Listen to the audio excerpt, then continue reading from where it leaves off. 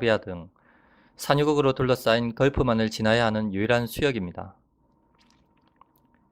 특히 이곳의 가장 좁은 곳의 폭은 약 40km에 불과하지만 이곳을 통과하는 원유 수송량은 세계 최대입니다. 이란의 1일 원유 생산량은 424만 배럴로 세계 생산량의 5.2%를 차지합니다. 그리고 호르무즈 해협을 통과하는 1일 원유량은 총 1,700만 배럴로서 세계 원유 해상 운송량의 35%를 차지하며 세계 원유 교역량의 20%를 차지합니다. 그리고 이것을 통과하는 원유 대부분은 아시아 국가로 운송되는데 한국의 중동산 원유 수입 비중은 80%에 육박합니다. 이 중에서 99%가 문제의 호르무즈 해협을 통과하고 있죠. 즉 미국의 요청에 대한 호르무즈 해협의 한국의 청해부대 파병은 신중할 필요가 있습니다. 하지만 미 대통령이 파병 문제를 한미 방위 분담금이나 주한미군과 관련된 민감한 현안들과 연계한다면 문제가 심각해지겠죠. 만약 호르무즈 해협에 우리 함정을 파병한다면 위험으로부터 충분히 보호할 수 있는 무기체계를 제대로 갖춰야 할 것입니다. 현재 함정에 탑재된 무기체계로는 안전을 장담할 수 없습니다. 오늘 영상은 그냥 보내면 다 죽는다. 청해부대 호르무즈 해협 파병 시 당장 필요한 무기체계에 대한 내용입니다.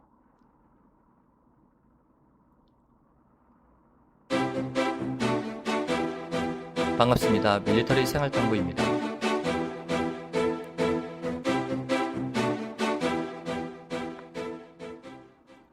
호르무즈 해협 파병 논란은 지난 몇 개월간 계속되고 있으며 정치, 경제, 군사적 측면의 문제를 제외하더라도 충무공 이수신급 파병 시 해당 해역에서의 생존성이 밀리 매니아들이 관심을 가져야 할 부분이라고 생각합니다. 세계 최강 미 해군도 이곳에서 자국 함정들의 생존성을 높이기 위해 많은 고민을 하고 있습니다. 그런데 파병이 예상되는 충무공 이순신급은 어떨까요? 대부분의 한국 군사 전문가는 해당 해협에서 이란의 소형 잠수함과 대한미사일 위협에 대해서만 이야기하고 있는데 사실 이곳에서 가장 위협이 되는 것은 그런 것들보다 소형 보트와 무인기입니다.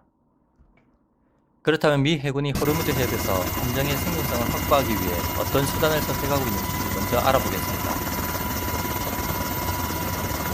첫 번째로 강습 상륙함에 미 해병대는 경기갑 장갑차 LAV-25를 좌우갑판에 배치했습니다. LAV-25 장갑차는 25mm 기관포는 분당 175발 발사 속도로 완전 자동이며 25km 이내의 지상, 공중, 해상, 목표물을 파괴할 수 있습니다. 미 전문가들은 이 장갑차의 25mm 기관포가 고가의 미사일보다 이란의 스피드보트에 효과적으로 대응할 수 있다고 판단했죠. LAV-25 장갑차는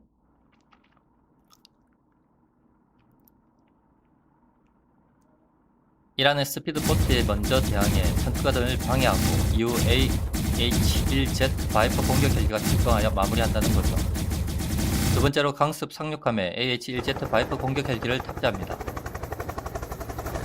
사이드와인드 2발, 스팅어 2발, 헬파이어 16발, 그리고 70mm 히드라 로켓, 3열 기관포 1문을 탑재합니다.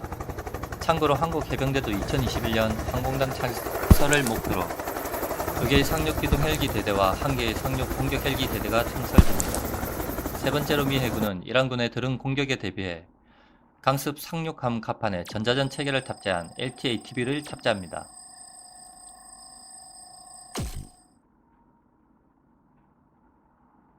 그리고 실제 지난 7월 트럼프 대통령은 호르무즈 해협에서 이 무기 체계로 드론을 격추했다고 밝히기도 했었죠. LTA-TB 상부에 안티드론 전자전 시스템인 LMADIS를 장착해 갑판에 배치하여 이란군의 드론에 대비합니다. 추가로 미 해병대는 함정 보호를 위해 제벌린 대전차 미사일로 함정 방어력을 증가시켰습니다. 그렇다면 한국 함정이 호르무즈 해협에 파병된다면 이란군 제트보트나 무인기에 대한 대책을 마련하고 있을까요? 청해부대의 충무공 이수신급 함정을 잠시 살펴보겠습니다. 127mm 함포, MK41VLS 전자전 체계, 램 대공 미사일, 그리고 골키퍼, 일단 장거리 요격은 SM-2 스탠더드가 맡고 10km에서 5km 내외는 램 대공 미사일이 담당하며 체유수단은 골키퍼가 담당하죠. 하지만 127mm 주포는 소형 제트포트 8대가 동시에 공격할 때 취약하며 CIWS는 탄약이 빨리 소진되고 그 후 미사일 공격에 대응이 불가합니다. 링스 헬기와 탑재 기관포는 대규모 공격 시 방어와 제압에 취약합니다. 또한 K6 기관포는 함상에 배치되어 운용 병력이 노출되고 있으며 화력에 취약합니다. 그리고 저격수는 적의 보트와 무인기에 대응이 한계가 있습니다. 즉 청해 부대의 이런 기본 방어 체계로는 이란 소형 보트 또는 무인기를 방어 제압하는 것은 솔직히 힘들다는 것이죠. 그럼 청해 부대 파병 시 실질적 위협에 대한 방어 체계로 반드시 필요한 무기는 무엇인지 알아보겠습니다. 첫째, 형공은 중동에서 실전 능력이 입증되었고 당장 함정에 배치할 수 있는 장점이 있습니다. 두 번째로 비호 복합을 생각해 볼 수 있는데 사실 이게 비호 복합이 개발되기 전 참수리 고속정 초기형에 30mm 쌍열포를 탑재했던 일이 있었습니다. 하지만 성능은 좀 시원찮았죠. 아니면 차라리 12.7mm RCWS 원격 사격 체제와 결합하거나 20mm C 벌컨 경량함과 결합해 자위원에 배치해도 좋겠습니다.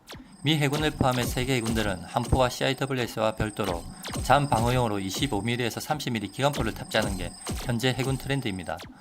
이는 상판 공간은 물론이고 하부 공간도 많이 차지하지 않고 설치가 가능하기 때문이죠. 하지만 이런 무기 체계는 당연히 무인 자동화로 가야 합니다. 그래서 필요한 것이 원격 사격 체계죠. 그리고 마지막으로 생각해 볼 수 있는 게 PKMR 고속정에 탑재된 130mm 유도 로켓을